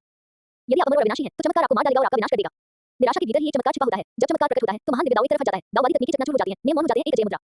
इन 10 सेकंड के भीतर लिंग युवान पूरी तरह से अजय है। हे भगवान! दीप्तियान, भालू राजा और अन्य खूंखार जानवरों ने लिंग युवान को तलवार के रूप में परिवर्तित होते और आकाश से नीचे उतरते देखा। वे सभी आगे बढ़े और सिल्वर ड्रैगन किंग के सामने एक के बाद एक कूद पड़े ताकि अपने शरीर से इस तलवार के वार को रोक सकें। अध्याय 64 10 सेकंड बीत चुके हैं, एक जीवन को फिर से संवारना। लेकिन भला एक साधारण से जानवर का शरीर एक अद्वितीय अमर तलवारबाज के प्रहार को कैसे रोक सकता है? इस अद्वितीय तलवार के प्रहार के सामने चाहे वह सिल्वर ड्रैगन किंग हो या बीस फुट दोनों ही अपनी तुच्छता और विनम्रता का अनुभव किया। इस अत्यंत शक्तिशाली तलवार की प्रहार की कलात्मक कल्पना केवल स्टार डोर ग्रेट फॉरेस्ट तक ही सीमित नहीं थी, इसने पूरे महाद्वीप को कवर किया और पूरे ब्रह्मांड को अपने दायरे में ले लिया। दोनों के ऊपर के देवता देवलोक ने अचानक एक अतुलनीय विशाल और भयावह शक्ति का अनुभव किया। उन्होंने बारी-बारी से अपनी दिव्य इंद्रियों का प्रयोग किया और इस शक्तिशाली बल के स्रोत को पकड़ने का प्रयास किया। हालांकि जब उन्होंने इस शक्ति को प्राप्त करने के लिए अपनी दिव्य इंद्रियों का प्रयोग किया, तो वे ये देखकर भयभीत हो गए कि यह शक्ति ऐसी चीज नहीं थी जिसे वे प्राप्त कर सकें। देवलोक समिति के भीतर 5 महान देव राजाओं ने भी इस आभा को महसूस किया। असुरों के मुख्य आसन पर असुरों के देवता ने अपनी रत्न आंखें खोली। दोनों महाद्वीप की दिशा में देखते हुए उसने धीमी आवाज में कहा, क्या ये फिर से प्रकट हुआ है? एक ऐसी आभा जो देवताओं से भी ऊपर है। असुर, क्या तुमने भी इसे महसूस किया? ये बात विनाश के देवता ने कही। इस बार स्थान की पुष्टि हो गई है। ये दोनों महाद्वीप का मैदान है। जीवन की देवी के पीछे एक चमकता हुआ हरा प्रभामंडल हवा में तैर रहा था। जब उन्होंने अपनी कन्ना जैसी आंखें खोली, उसकी निगाहें ब्रह्मांड में विहरती हुई असुर देवता की दृष्टि रेखा का अनुसरण करते हुए दोनों महाद्वीप की ओर बढ़ गईं। इस बात की आभा पिछली बार से कहीं अधिक शक्तिशाली है, दया की देवी ने भी कहा, हालांकि उनकी आवाज में थोड़ी उलझन और गंभीरता झलक रही थी। पिछली बार तो केवल एक साधारण 100 स्तर का देवता था, लेकिन इस बार तो कम से कम एक छद देवता राजा है। इस आभा के अलावा मुझे एक और उतनी ही शक्तिशाली ईश्वर स्तरीय आभा भी महसूस हो रही है। ये दिव्य आभा बहुत जानी पहचानी सी लगती है। बुराई के देवता ने सिर हिलाया और कहा, वास्तव में उस आभा के अलावा ईश्वर स्तरीय आभा का एक और सूत्र भी है। अगर मुझे सही याद है तो यह ईश्वरीय आभा सिल्वर ड्रैगन किंग की होनी चाहिए। दुष्टता के देवता के शब्दों को सुनते ही देवलोक समिति में तुरंत सन्नाटा छा गया। काफी देर बाद असुरों के देवता ने भारी स्वर में कहा, ऐसा लगता है कि चांदी के ड्रैगन राजा के भाग जाने के बाद उसने ब्रह्मांड में भटकना नहीं चुना, बल्कि निचले लोक में भाग गई। इसके बाद असुर देवता ने चारों महान देवराजों के भावों का अवलोकन किया। इसके बाद उन्होंने ये जानने के लिए उनके लहजे का परीक्षण किया कि सिल्वर ड्रैगन किंग के प्रति उनका क्या रवैया है। अब जबकि सिल्वर ड्रैगन किंग के निशान डोलवो महाद्वीप पर होने का संदेह है, ये देवता उसे पकड़ने के लिए निचले लोक में उतरेगा। विनाश के देवता ने जीवन की देवी की ओर एक नजर डाली और बुराई के देवता ने भी उसी प्रकार दया की देवी की ओर देखा। दोनों देवियों को कोई आपत्ति नहीं थी। दोनों महान देवराजों ने सिर हिलाकर सहमति दे दी और असुर देव को निचले लोक में उतरकर रजत ड्रैगन राजा को पकड़ने की अनुमति दे दी। चारों देवताओं की स्वीकृति प्राप्त करने के बाद असुर देवता ने और कुछ नहीं कहा। अपने शरीर को हिलाते ही वह खून जैसे लाल प्रकाश की एक लकीर में बदल गया और भगवान क्षेत्र समिति से उड़कर डोलवो महाद्वीप की ओर तेजी से बढ़ गया। असुर देवता की ओर जाने के बाद असुर दानव तलवार भी अपनी जगह से उड़कर असुर देवता की ओर तेजी से बढ़ने लगी। Dot dot dot. जैसे ही लिंग भगवान ने अपनी तलवार निकाली, पूरी दुनिया सफेद हो गई। इस श्वेत संसार में एक लंबी तलवार धीरे-धीरे नीचे की ओर बात करती हुई आई। उस लंबी तलवार ने दिव्यान और अन्य विशालकाय प्राणियों के संयुक्त प्रयासों से निर्मित ऊंचा कवच को सीधे दिया और उन्हें आकाश से नीचे गिरा दिया। फिर मानो किसी चीज को पार किए बिना ये गुरु योना तक पहुंच गया, आसानी से उसकी सुरक्षात्मक बाधाओं को पार करते हुए, उसके ड्रैगन की शक्तियों को भेदते हुए और उसके दिल में घुस गया। कैंटेड। अगले ही पल धातु की चट्टानी की तेज आवाज गूंजी। लिंग भगवान के हाथ में एक पारदर्शी लंबी तलवार थी जो गुरु योना की छाती में घुस गई थी। तलवार आधा इंच अंदर तक चली गई थी और उसकी नोक उसके दिल पर टिकी हुई थी। धातु की ध्वनि शांत होती, लिंग भगवान के हाथ में मौजूद लंबी तलवार का रंग धीरे-धीरे सफेद पारदर्शी से वापस काला हो गया। उसके शरीर पर मौजूद वस्त्र भी धीरे-धीरे अपने मूल रूप में लौट आए। अमर आभा गायब हो गई और उसकी जगह एक भयावह काली धुंध छा गई। स्पष्टतः 10 सेकंड बीत चुके थे। लिंग भगवान ने अपने हाथ में मौजूद तलवार को देखा, उसकी भौहें थोड़ी सिकुड़ी हुई थी। आह, 10 सेकंड तो बहुत ही कम समय है। थोड़ा दिखावा करने में ही समय बीत गया। फिर लिंग भगवान की नजर गुरु योना की 36वीं साइज के सीने पर पड़ी। उसकी 36वीं साइज ने उसकी जान बचाई थी। तलवार के इस प्रहार ने लिंग भगवान की सारी आध्यात्मिक शक्ति को पूरी तरह से समाप्त कर दिया था। वर्तमान में लिंग भगवान के शरीर में आह्वान करने के लिए कोई आध्यात्मिक शक्ति शेष नहीं थी। गुरु योना अपनी छाती में फंसी तलवार को टकटकी लगाकर देखती रही, एक इंच भी हिलने की हिम्मत नहीं कर रही थी। उसे डर था कि जरा सी भी हरकत से तलवार की नोक सीधे उसके दिल में घुस जाएगी। किसी देवता के लिए यदि टूटा हुआ हृदय घातक नहीं होता, फिर भी यह हृदय का आघात का कारण बनेगा, जिससे वे थोड़े समय के लिए हिलने-डुलने में असमर्थ हो जाएंगे। लिंग भगवान को हिलना डुलना बंद करते देख गुरु योना का दिमाग हरकत में आ गया। उसकी प्रबल मानसिक शक्ति ने तुरंत ही यह पता लगा लिया कि लिंग भगवान के शरीर में मौजूद आध्यात्मिक शक्ति समाप्त हो चुकी है। गुरु योना ने तुरंत अनुमान लगा लिया कि लिंग भगवान के अभी किए गए हमले की कीमत चुकानी पड़ी, वह कीमत थी उसके शरीर की आध्यात्मिक शक्ति का क्षय होना। आध्यात्मिक शक्ति के बिना लिंग भगवान आध्यात्मिक क्षमताओं को सक्रिय करना जारी नहीं रख सकती थी, स्पिरिट बोन कौशल की तो बात ही छोड़ दें। इस विचार के साथ गुरु योना की बैंगनी आंखें झिलमिला उठी और उसने अपने सामने खड़े लिंग भगवान को घूर कर देखा। इंसान, मुझे लगता है हम बात कर सकते हैं। गुरु योना ने उसके कमजोर होने पर उसकी जान लेने के बारे में सोचा था, उसके शरीर में आध्यात्मिक शक्ति न होने पर उसे एक जोरदार प्रहार से मार डालने के बारे में सोचा था। लेकिन लिंग भगवान की ईश्वर हत्यारी तलवार इस समय उसके दिल से 1 मिलीमीटर से भी कम दूरी पर थी। गुरु योना को इस बात का भलीभांति ज्ञान था कि इससे पहले कि वह उसे मार पाती, लिंग भगवान पूरी तरह से ईश्वर हत्यारा तलवार को उसके हृदय में घुसा सकता था। इसलिए कुछ विचार विमर्श के बाद गुरु योना ने अपने सामने खड़े इस व्यक्ति से बात करने का फैसला किया। आखिरकार उनके बीच कोई गहरी दुश्मनी नहीं थी। इसके अलावा अभी हुए टकराव के दौरान उसे ये भी समझ में आ गया कि उसके सामने खड़ा यह व्यक्ति इतनी असाधारण प्रतिभा होने के बावजूद ईश्वरीय पद का उत्तराधिकारी क्यों नहीं था। इसका कारण उसकी आत्मा में निहित था। सफलता भी ईश्वर हत्यारी तलवार से मिली और असफलता भी ईश्वर हत्यारी तलवार से ही मिली। ईश्वर हत्यारी तलवार उसे अनंत विकास की संभावना दे सकती थी, लेकिन साथ ही साथ इसने उसके देवत्व की मार्ग को भी सीमित कर दिया। ईश्वर वध करने वाली तलवार, जैसे नाम से ही यह स्पष्ट था कि कोई भी देवता अपना देवत्व पद उसे सौंपने का साहस नहीं करेगा। इसके अलावा ईश्वर हत्यारा तलवार के गुरु ने भी गुरु योना को जवाब दे दिया। ईश्वर हत्यारी तलवार के चारों ओर फैली काली धुंध ने दिव्य शक्ति, आध्यात्मिक शक्ति और मानसिक शक्ति को जला दिया। इस समय उसके शरीर में मौजूद दिव्य शक्ति काली धुंध के कारण बड़ी मात्रा में जल रही थी। हालांकि जैसे-जैसे लिंग भगवान के शरीर में आध्यात्मिक शक्ति कम होती गई, वैसे-वैसे ईश्वर हत्यारा तलवार पर छाई काली धुंध भी पतली होती गई। इसकी प्रज्वलन शक्ति का गुरु योना की आध्यात्मिक शक्ति के सामने बहुत कम प्रभाव पड़ा, जो एक विशाल सागर के समान थी। दीप्तियान, शियों, जून और अन्य विशालकाय जानवर अब जमीन पर व्यवस्थित रूप से पड़े हुए थे। लिंग भगवान की तलवार से गुरु योना का दिल छलनी होते देख उनके गले से धीमी गुर्राहट की आवाजें निकली। उसकी बातें सुनकर लिंग भगवान की गहरी सोच में डूब गई। कुछ देर बाद लिंग भगवान ने कहा, बातचीत, चलो सुनते हैं तुम क्या कहना चाहते हो। हे मनुष्य, मुझे लगता है हम सुलह कर सकते हैं। वैसे भी इस राजा को शुरू में तुमसे कोई द्वेष नहीं था। कुछ देर रुकने के बाद गुरु योना ने कहा, अगर तुमने हथपूर्वक इस तलवार को नीचे धकेला तो तुम आज यहाँ से बाहर नहीं निकल पाओगे। ये सुनकर लिंग भगवान ने चारों ओर देखा। दीप्तियान और अन्य लोग पहले ही अपनी युद्ध क्षमता खो चुके थे। तो उन्होंने पूछा, हम किस तरह की सुलह की बात कर रहे हैं। अध्याय 65 एक शर्त 3 कार्य। सिल्वर ड्रैगन किंग ने सीधे-सीधे लिंग भगवान से कहा, अगर तुम्हें ध्यान में गाइस चाहिए तो ये राजा तुम्हें दे सकता है। लेकिन आपको इस राजा की एक शर्त माननी होगी। अन्यथा भले ही इस राजा को अपना हृदय टूटने और साधना एवं शक्ति में भारी गिरावट का जोखिम उठाना पड़े, मैं आज ही तुम्हें मार डालूंगा। मुझे बताओ ये शर्त क्या है, अगर यह उचित है तो मैं इसे मान सकता हूं। लिंग भगवान ने अपनी जीभ चटकाई और लंबी तलवार 1 मिलीमीटर और अंदर धंस गई। पल भर में सिल्वर ड्रैगन किंग का चेहरा बेहद पीला पड़ गया। ये देखकर लिंग भगवान को पता चल गया कि कब रुकना है और उसने सिल्वर ड्रैगन किंग से सवाल किया। ये सुनकर सिल्वर ड्रैगन किंग ने लिंग भगवान के प्रति अपनी प्रशंसा को बिल्कुल भी नहीं छिपाया।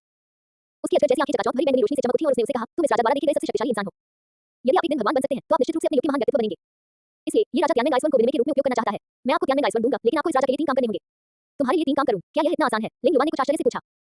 लिंग भगवान ने सोचा था कि सिल्वर ड्रैगन किंग इस अवसर का लाभ उठाकर उसे अत्यधिक कीमत की मांग करेगा और उसे बेरहमी से लूट लेगा। जैसा कि बाद में पता चला, बात बस इतनी सी थी, उसे 3 काम करने के लिए कहना। लिंग भगवान की वर्तमान क्षमता को देखते हुए सिल्वर ड्रैगन के लिए 3 काम करना तो दूर की बात है, 100 काम करना भी उसके लिए कोई बड़ी बात नहीं होगी। इसलिए बिना ज्यादा सोचे समझे लिंग भगवान ने सिर हिलाकर तुरंत सहमति दे दी। ठीक है, कोई समस्या नहीं, जब तक ये नैतिकता या न्याय का उल्लंघन नहीं करता, 3 चीजों की तो बात ही छोड़िए, 100 चीजें भी कोई मुद्दा नहीं होंगी। ये सुनकर सिल्वर ड्रैगन किंग के होठों के कोने पर एक शरारती मुस्कान आ गई। चूंकि तुमने 100 बातें कह दी हैं, तो ठीक है, 100 बातें ही सही। लिंग भगवान का हाथ झटका और उसकी बड़ी-बड़ी आंखें सिल्वर ड्रैगन किंग को हैरानी से घूरने लगी। रुको, मैं तो बस मजाक कर रहा था और तुमने इसे गंभीरता से ले लिया। लिंग भगवान के अचानक हाथ हिलाने से सिल्वर ड्रैगन किंग की जान बाल-बाल बच गई। जैसे ही तलवार की नोक उसके दिल पर लगी, सिल्वर ड्रैगन किंग को तेज दर्द महसूस हुआ और उसका चेहरा पल भर में पीला पड़ गया। दिल का खून लंबी तलवार के साथ बह निकला। तुम अभी भी मुझे चुरा घूर रहे हो, इतनी बड़ी हरकतें मत करो, मैं इसे सहन नहीं कर सकता। ये सुनकर लिंग भगवान ने सिल्वर ड्रैगन किंग के हृदय से गॉड स्लेइंग स्वॉर्ड निकाल लिया। सिल्वर ड्रैगन किंग की छाती से गॉड स्लेइंग स्वॉर्ड निकालते ही एक विचार के साथ चांदी की दिव्य शक्ति उसके हृदय की ओर प्रवाहित हुई। अंतरिक्ष में व्याप्त रंगीन मौलिक शक्ति भाव से जुड़ गई और खून से लथपथ भाव नजर आंखों से दिखाई देने वाली गति से भर गया। लिंग भगवान ने जब ईश्वर हत्या तलवार को एक तरफ रख दिया, तो सिल्वर ड्रैगन किंग को दिव्य शक्ति से घाव भरते देख उसे याद आया कि वो सिल्वर ड्रैगन किंग है और उसके भीतर ड्रैगन किंग वंश अत्यंत शक्तिशाली है। इसलिए उसने एक कांच की बोतल निकाली और उसे उसके सीने पर दबाकर भाव के सामने कर दिया। उसने बोतल को जोर से दबाया और भाव से खून इकट्ठा किया, जब तक कि बोतल भर न जाए।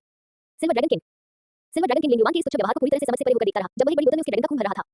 गलत मत समझिए, मेरा इससे कोई मतलब नहीं है, मैं बस इतना चाहता हूं कि ऐसा अनमोल खजाना व्यर्थ न जाए। आप पर देवता राजा रजत ड्रैगन राजा हैं, जिनके शरीर में उच्चतम श्रेणी का ड्रैगन वंश प्रवाहित होता है। ये ड्रैगन रक्त एक दुर्लभ दिव्य खजाना है। अगर यह जमीन पर टपक जाए तो ये बेकार हो जाएगा, इसलिए बेहतर होगा कि मैं इसे इकट्ठा कर लूं।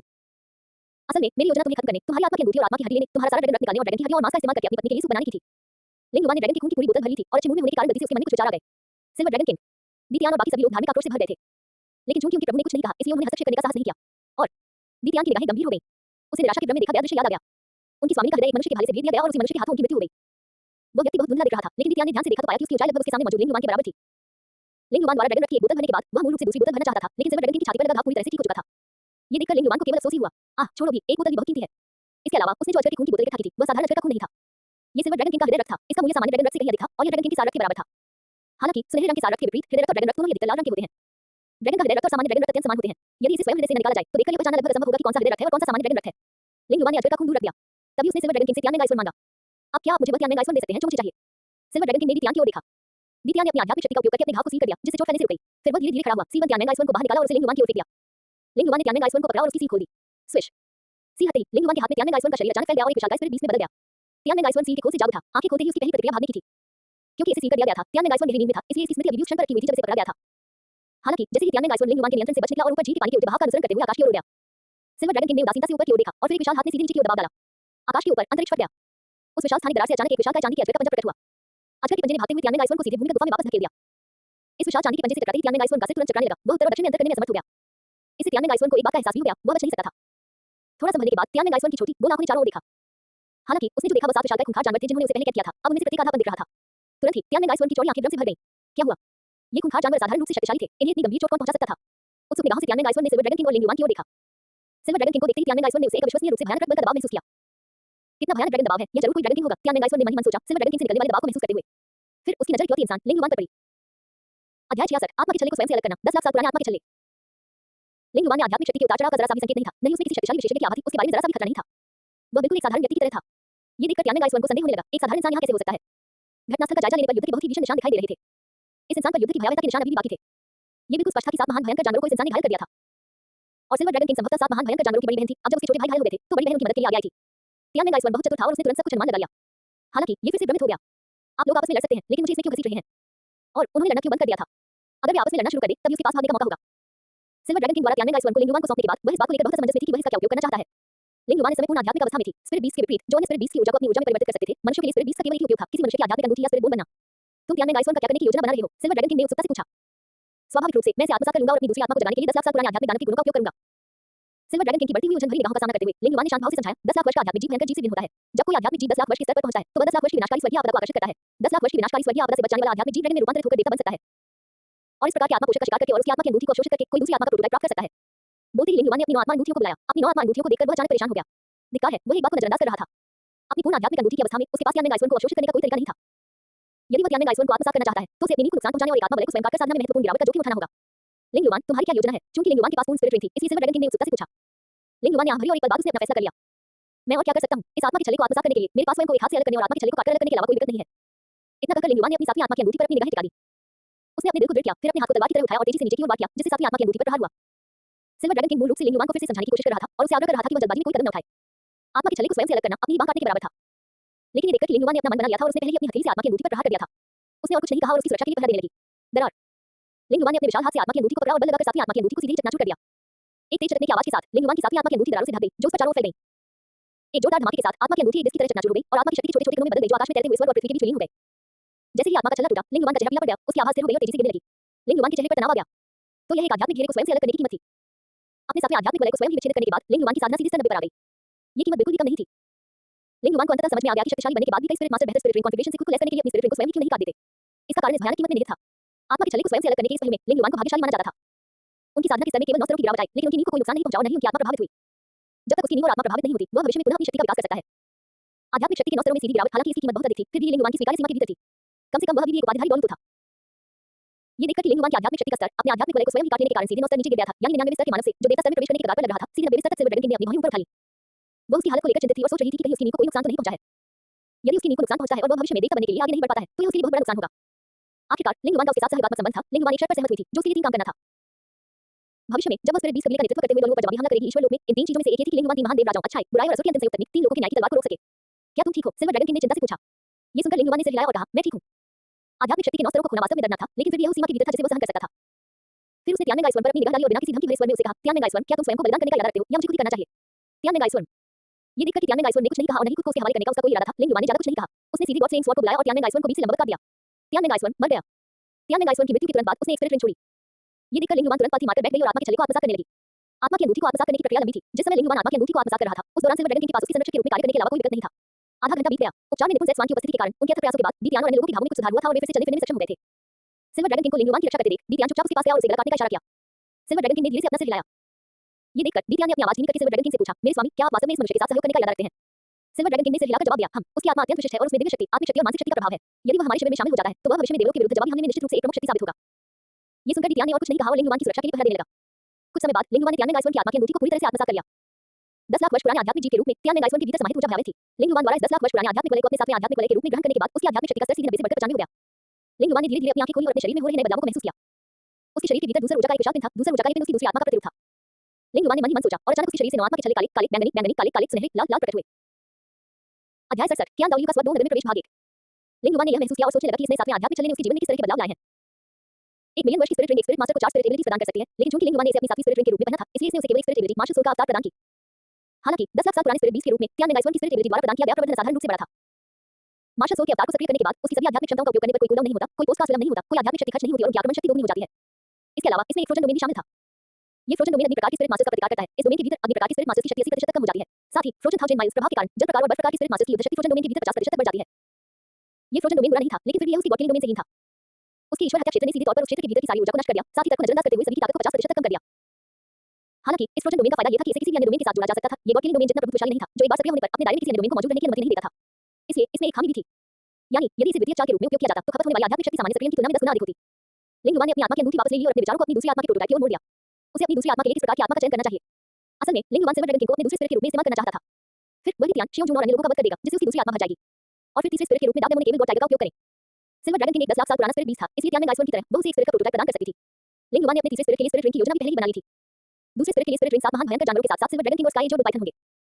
इसलिए तीसरे स्पिरिट के लिए स्पिरिट रिंग दाब डेमोनिक एविल गॉड टाइगर, साथ ही टाइटन जायंट, टीनेज एम्पर भाई, डीप सी डैमन मिल्किंग, devil spirit great white shark, evil spirit वोल्का किंग और रैबिट शियाओ होंगे। लेकिन योजनाएं बदलावों के साथ तालमेल नहीं बिठा पाई। लिंगयुवान ने गलत अनुमान लगाया था। उसने छत देवता राजा के रूप में सिल्वर ड्रैगन की शक्ति को कम करके आंका था। उसने सोचा था कि अमर ईश्वर हत्यारे दिव्य घोड़े पर भरोसा करके वह उसे कुचलकर मार डालेगा, लेकिन अंत में वह लगभग नाले में पलट गया। सौभाग्यवश सिल्वर ड्रैगन किंग एक महिला थी और भूली हुई फांदुआन की तरह इतनी निर्दयी नहीं थी। अब उसके पास भी त्यान और बाकी लोगों से निपटने का कोई तरीका नहीं था।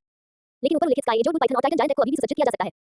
हालांकि लिंगयुवान की दूसरी आत्मा के लिए सबसे अच्छा विकल्प अभी भी दाब डेमोनिक एविल गॉड टाइगर ही था। लेकिन दुर्भाग्यवश दाब डेमोनिक एविल गॉड टाइगर इस समय स्टार टू ग्रेट फॉरेस्ट में नहीं था, इसलिए लिंगयुवान को एक बार फिर दूसरे सबसे अच्छे विकल्प से ही संतोष करना पड़ा। लिंगयुवान ने सिल्वर ड्रैगन किंग को विदाई दी और तलवार में परिवर्तित होकर भूमिगत गुफा से बाहर निकल गई। सिल्वर ड्रैगन किंग ने लिंगयुवान को जाते हुए देखा। कुछ देर सोचने के बाद उसने उसके पीछे जाने का फैसला किया। वह उसे विदा करेगी और साथ ही यह भी जानेगी कि 10,000 साल बाद ये दुनिया कैसी होगी। उसे याद आया कि जब वह पहली बार डोलुम महाद्वीप पर पहुंची थी, तो वह एक रेगिस्तान की तरह सुनसान और शांत था। सिल्वर ड्रैगन किंग को पीछा करते देख लिंगयुवान ने कुछ नहीं कहा। जीवन की झील से बाहर निकलने के बाद वह सीधे स्काई एज और पाइथन और टाइटन जायंट के पास चला गया। टाइटन दैत्य मानव और आकाशीय नीले रंग का अजगर दोनों तक पर आराम कर रहे थे और अपनी चोटों से उबर रहे थे। लिंगयुवान को पृथ्वी के केंद्र से निकलते और अहंकारपूर्ण बेलगाम अंदाज में उनकी ओर बढ़ते देख उनके मन में भय का भाव उत्पन्न हो गया। लिंगयुवान स्काई एज और पाइथन और टाइटन जायंट के पास गए और उन्हें दो विकल्प दिए। क्या तुम चाहते हो कि मैं तुम्हें मार डालूं या तुम स्वयं को बलिदान कर दोगे? लिंगयुवान ने टाइटन जायंट और स्काई एज और पाइथन को सोचने का ज्यादा समय नहीं लिया और शांति से 3 तक गिनती गिनी। टाइटन जायंट और स्काई एज और पाइथन दोनों ने अभी लिंगयुवान की स्व इमॉर्टल अवस्था देखी थी और वे अच्छी तरह जानते थे कि उनके सामने मौजूद इंसान कितना भयानक था। उनके लिए बलिदान देना कोई हानि नहीं थी। उन्हें बलिदान अर्पित करने से वे उनकी आत्मा बन जाएंगे। यदि भविष्य में लिंगयुवान देवता बन जाता है, तो उन्हें भी दिव्य प्राणी बनने का अवसर मिलेगा। इसलिए कुछ विचार विमर्श के बाद स्काई एज और पाइथन और टाइटन जायंट दोनों ने लिंगयुवान के लिए स्वयं को बलिदान करने का विकल्प चुना। हम बलिदान देना चुनते हैं, स्काई एज और पाइथन ने गहरी आवाज में कहा। टाइटन दैत्य मानव ने भी सिर हिलाकर बलिदान देने का विकल्प चुना। गरज अचानक एक बाघ की दहाड़ गूंजी, जो जीवन की झील में चारों ओर फैल गई। अगले ही पल एक विशालकाय बाघ घने जंगल से निकला और किनारे पर झपट्टा मारा। उस विशालकाय बाघ के काले पंखों की एक जोड़ी थी। उसकी मांसपेशियां मजबूत और शक्तिशाली थी, उसका रूप भयंकर था और उसके शरीर पर बड़े निशान बेहद डरावने थे। लिंगयुवान ने एक नजर में ही इस विशालकाय बाघ की पहचान कर ली। स्काई एज और पाइथन और टाइटन जायंट ने भी इसे पहचान लिया। अंधकार में राक्षसी दुष्ट देवता बाघ के प्रतिद्वंदी होने के नाते आकाशीय नीले रंग के बैल और विशालकाय बानर ने उसे देखते ही धीमी चेतावनी भरी गुर्राहट निकाली। सिल्वर ड्रैगन किंग अभी भूमिगत गुफा से बाहर निकली थी। प्रकाश के अनुकूल होने के बाद उसकी निगाहें तुरंत दाब डेमोनिक एविल गॉड टाइगर पर टिक गईं। उसकी खूबसूरत आंखें गंभीर हो गईं। उसे अपने सामने खड़े अंधकार में राक्षसी दुष्ट देवता बाघ से एक परिचित आभा का एहसास हुआ। उस अंधकार में राक्षसी दुष्ट देवता बाघ में वास्तव में दुष्ट देवता राजा की गंध थी। इस अंधकार में राक्षसी दुष्ट देवता बाघ का 5 देवता राजाओं में से एक दुष्ट देवता राजा से क्या संबंध था? क्या ये डोलुम महाद्वीप पर दुष्ट देवता का अवतार हो सकता है या शायद उसकी आंखें और कान? सिल्वर ड्रैगन किंग ने सहज रूप से अपनी सुरक्षा बढ़ा ली। स्काई एज और पाइथन और टाइटन जायंट दोनों को बुरी तरह घायल देखकर दाब डेमोनिक एविल गॉड टाइगर की आंखों में लालच की झलक दिखाई दी। ये स्टार टू ग्रेट फॉरेस्ट के बाहर ही घूम रहा था जब इसने दो राजाओं की कमजोर आभा को महसूस किया। तभी दाब डेमोनिक एविल गॉड टाइगर ने एक दुर्भावनापूर्ण योजना बनाई और उत्साहपूर्वक उस पर कर ली। जब वह मूल घेरे में पहुंचा तो उसने जीवन की झील से एक तलवारधारी अमर जैसे दिखने वाले व्यक्ति को निकलते हुए देखा, जो आकाश में उड़ गया और फिर एक ऐसी तलवार चलाई जिसने सभी जीवित प्राणियों का नाश कर दिया। तलवार का वो प्रहार अंधकार में राक्षसी दुष्ट देवता बाघ ने अब तक का सबसे भयानक देखा था। ऐसा प्रहार कोई भी नहीं झेल सकता था। इसलिए अंधकार में राक्षसी दुष्ट देवता बाघ तुरंत भोजन की तलाश में दौड़ पड़ा। दरअसल उसका अनुमान सही निकला था। अंधकार में राक्षसी दुष्ट देवता बाघ की निगाहें लाल से आकाशीय नीले अजगर और विशालकाय बंदर पर घूमी और अंत में लिंगयुवान पर आकर टिक गईं। लिंगयुवान को देखते ही अंधकार में राक्षसी दुष्ट देवता बाघ स्तब्ध रह गया। उसे लगा कि सामने खड़ा व्यक्ति कुछ जाना पहचाना सा है और उसने उसे और करीब से देखा। अंधकार में राक्षसी दुष्ट देवता बाघ तुरंत घबरा गया। क्या इसके सामने खड़ा यह इंसान वही तलवारबाज अमर नहीं था जो कुछ क्षण पहले था? दाब डेमोनिक एविल गॉड टाइगर ने तुरंत अपनी सुरक्षा को उच्चतम स्तर तक बढ़ा दिया। उसकी बाघ जैसी आंखें लिंगयुवान को टकटकी लगाकर देख रही थी। लिंगयुवान ने भी दाब डेमोनिक एविल गॉड टाइगर की ओर देखा। उसके होठों के कोने तिरस्कारपूर्ण भाव में मुड़ गए। ये सचमुच ऐसा था मानो उसे नींद में तकिया भेज दिया गया हो। यह अंधकार में राक्षसी दुष्ट देवता बाघ बिल्कुल सही समय पर आया था। लिंगयुवान ने गति पकड़ी, प्रकाश की धारा में परिवर्तित हो गया और अपनी तलवार से दाब डेमोनिक एविल गॉड टाइगर पर हमला किया। त्यान में गायस्वर्ण की स्पिरिट रिंग को आत्मसात करने के तुरंत बाद लिंगयुवान की आध्यात्मिक शक्ति आदि से अधिक पुनः प्राप्त हो चुकी थी। हालांकि अब वो केवल लेवल 95 का टाइटल डॉल था, लेकिन उसकी वास्तविक युद्ध शक्ति लेवल 99 के लिमिट डॉल होने की तुलना में बहुत कमजोर नहीं थी। जब लिंगयुवान 99 स्तर का लिमिट डॉल था, तब वह एक तलवार के वार से दाब डेमोनिक एविल गॉड टाइगर को मार सकता था और वह भी ऐसा ही कर सकता है। अध्याय 68 ज्ञान दावयु का स्वर 2 शहर में प्रवेश भाग 2। अपनी प्रबल अंतर्दृष्टि के साथ अंधकार में राक्षसी दुष्ट देवता बाघ को अचानक एक गंभीर संकट का सामना करना पड़ा। इस तीव्र चुभने वाली अनुभूति के कारण अंधकार में राक्षसी दुष्ट देवता बाघ की आंखों की पुतलियां गहरी से उड़ गईं। बाघ की दहाड़ के साथ उसने अपने कालेपन फैलाए और उनके बीच हवा और बिजली के तत्व एक साथ उमड़ पड़े। बिजली कड़कती हुई हवा से गुजरी और अंधेरे राक्षसी दुष्ट देवता बाघ की पंखों के ऊपर एक बंदर उठ खड़ा हुआ। सफेद बिजली हुए तूफान लिंगुवान की ओर तेजी से बढ़ा। हालांकि डार्क डेमोन के केवल गॉड टाइगर का पूर्ण बल से किया गया हमला लिंगुवान की लंबी तलवार को छूते ही चकनाचूर हो गया। मत जाओ टिल्डर। लिंगुवान ने धीमी सी चीख निकाली और उसकी लंबी तलवार ने डार्क डेमोन के केवल गॉड टाइगर के माथे पर प्रहार किया। अंधकार में राक्षसी दुष्ट देवता बाघ मनुष्य को उसकी शक्ति से पहले से जानता था, लेकिन उसने कभी कल्पना नहीं की थी कि वह इतना शक्तिशाली होगा, इतना शक्तिशाली कि वह उसके एक भी वार का मुकाबला नहीं कर पाएगा। एक धीमी सी गुर्राहट के साथ अंधकार में राक्षसी दुष्ट देवता बाघ ने जमीन पर अपने पंजे मारे। उसके शरीर पर एक काला प्रभामंडल प्रकट हुआ और उसकी पूंछ पर लगे दुष्ट देवता की मुख से एक काली रोशनी की किरण निकली। यह अंधकार में राक्षसी दुष्ट देवता बाघ का दुष्ट गुण था। लिंगुवान की आंखों में चमक आ गई। उसने डार्क डेमोन के केवल गॉड टाइगर की इस चाल को पहचान लिया। जीवन और मृत्यु का अखाड़ा, कायाकल्प की लड़ाई, दोनों पक्षों को जबरन 6 साल की उम्र में वापस भेज सकती है। 6 साल की उम्र एक बहुत ही खास दौर होता है। यह कहीं की दौड़ इंसानों के लिए खास होता है। एक 6 वर्षीय व्यक्ति की आत्मा अभी तक जागृत नहीं हुई है, वह आध्यात्मिक शक्ति का उपयोग नहीं कर सकता है और उसका शरीर कमजोर है। लिंगुवान तानसा नहीं था, उसके पास सुझाव देने का कोई साधन नहीं था। अगर उसे जीवन मरण के इस अखाड़े में घसीटा गया तो ये बेहद खतरनाक होगा। इसलिए लिंगुवान स्वाभाविक रूप से डार्क डेमोन के केवल गॉड टाइगर को जीवन और मृत्यु के इस अखाड़े को सफलतापूर्वक सक्रिय करने की अनुमति नहीं देगा। जैसे ही अंधकार में राक्षसी दुष्ट देवता बाघ ने जीवन और मृत्यु के इस अखाड़े को सक्रिय किया, लिंगुवान ने भी अपने धड़ की आत्मा अस्थि कौशल वज्र शरीर को सक्रिय किया। वज्र शरीर की पूर्ण वीर नियंत्रण प्रतिरक्षा पर भरोसा करते हुए वह जीवन और मृत्यु के अखाड़े के नियमों से और ब्लैक होल के भक्षण से प्रतिरक्षित हो गया। लिंगुवान से सुनहरी रोशनी की एक परत थी और वह एक सुनहरे चमकते हुए सुपरमैन में बदल गया। उसके सिर के ऊपर एक ब्लैक होल प्रकट हुआ जो असीम खिंचाव के साथ फट रहा था और लिंगुवान को अपने अंदर खींचना चाहता था। हालांकि लिंगुवान गतिहीन बनी रही, क्योंकि अंधकार में राक्षसी दुष्ट देवता बाघ के पास दिव्य सुरक्षात्मक प्रकाश था, इसलिए वह जीवन मृत्यु के अखाड़े में नहीं खींचा गया। ये देखकर कि उसके जीवन मृत्यु के अखाड़े में लिंगुवान से निपटने का कोई उपाय ही नहीं है, वह अचानक घबरा गया। लिंगुवान ने डार्क डेमोन के केवल गॉड टाइगर को ज्यादा मौके नहीं दिए। उसने हाथ उठाया और एक ही तलवार के वार से उसका अंत कर दिया, जिससे डार्क डेमोन के केवल गॉड टाइगर बीच से दो हिस्सों में बन गया। मूल कृति की तरह अंधकार में राक्षसी दुष्ट देवता बाघ की मृत्यु के बाद उसने लिंगुवान के लिए कोई आत्मा की अंगूठी नहीं बनाई। इसके बजाय उसके शव पर एक बहुरंगी मन का संघनित हो गया। इस मन के प्रकट होने के बाद इसने निर्णायक रूप से अंतरिक्ष को चीरते हुए दोनों महाद्वीप से पलायन कर लिया। लिंगुवान स्थानिक शक्ति में निपुण नहीं था, इसलिए स्थानिक शक्ति में निपुण मंके का सामना करते हुए वह सहाय होकर उसे जाते हुए देख सकता था। उसे रोकने का उसके पास कोई तरीका नहीं था। हालांकि पास ही मौजूद सिल्वर ड्रैगन किंग ने इस मंके को देखते ही अपनी आंखें से खोल ली और उसकी खूबसूरत आंखों में आश्चर्य की एक झलक दिखाई दी। इस मंके में अंधकार में राक्षसी दुष्ट देवता बाघ की मूल शक्ति समाहित थी। यदि वह इसे आत्मसात कर लेती तो यह उसके लिए अत्यंत लाभकारी होता और उसकी वायु एवं विद्युत शक्तियां उच्च स्तर तक पहुंच सकती थी। उसकी काली प्रवृत्ति में दुष्टत्व भी समाहित हो जाएंगे, जिससे वह और भी भयावह हो जाएगी। इसलिए जिस क्षण मंका अंतरिक्ष को चीरते हुए दोनों महाद्वीप से भागा, उसी क्षण सिल्वर ड्रैगन किंग ने लगभग तुरंत कार्रवाई की। उसने अपनी स्थानिक शक्ति का उपयोग करके अंतरिक्ष के इस क्षेत्र को सील कर दिया और उसी समय उसने अपना विशाल हाथ अंतरिक्ष में फैलाकर मंके को जबरदस्ती वापस पकड़ लिया। सिल्वर ड्रैगन किंग ने अपने हाथ में इविल गॉड बीक को पकड़ लिया और उसके भीतर से निकलने वाली मूल शक्ति को महसूस किया। ये वास्तव में बुराई के देवता की शक्ति थी। सिल्वर ड्रैगन किंग ने जरा भी संकोच नहीं किया और सीधे उसे अपने अंदर समाहित कर लिया। लिंगुवान को यह नहीं पता था कि दुष्ट देवता मंका को रजत ड्रैगन राजा ने अंतरिक्ष से वापस छीन लिया था। वह वर्तमान में अंधेरे राक्षसी दुष्ट देवता बाघ द्वारा एक आत्मा बलय उत्पन्न करने की प्रतीक्षा कर रहा था ताकि वह उसे अवशोषित कर सके। कुछ सांसों के बाद अंधेरे राक्षसी दुष्ट देवता बाघ के शव से धीरे-धीरे एक काला आत्मा का छलना प्रकट हुआ। ये देखकर लिंगुवान पालथी मारकर बैठ गई और इस बात को समझने लगी। लिंगुवान की अवशोषण प्रक्रिया आश्चर्यजनक रूप से सहज थी। थोड़े समय में उसने डार्क डेमोन के गॉड टाइगर का अवशोषण पूरा कर लिया। आत्मा की अंगूठी। इसके अलावा उनकी दूसरी आत्मा ने भी सफलतापूर्वक अंधकार में राक्षसी दुष्ट देवता बाघ का रूप धारण कर लिया। सेराफिम की तरह स्पिरिट अंधकार में राक्षसी दुष्ट देवता टाइगर एक वास्तविक देव स्तरीय आत्मा थी, लेकिन इससे पहले किसी ने भी इस तरह की आत्मा को अपने वश में नहीं किया था। जब उसकी दूसरी आत्मा ने अंधकार में राक्षसी दुष्ट देवता बाघ का रूप धारण किया तो लिंगुवान को अंधकार में राक्षसी दुष्ट देवता बाघ के वायु, बिजली और दुष्टता संबंधी गुण भी प्राप्त हो गए। स्काई जो पाइथन और टाइटन जायंट जानते थे कि वे स्पिरिट रिंग बनने के भाग्य से बच नहीं सकते, इसलिए लिंगुवान द्वारा डार्क डेमोन के गॉड टाइगर के अवशोषण को पूरा करने के बाद आत्मा की अंगूठी के लिए उन दोनों ने खुद को बलिदान करने का विकल्प चुना और अपनी आत्मा को लिंगुवान को अर्पित कर दिया।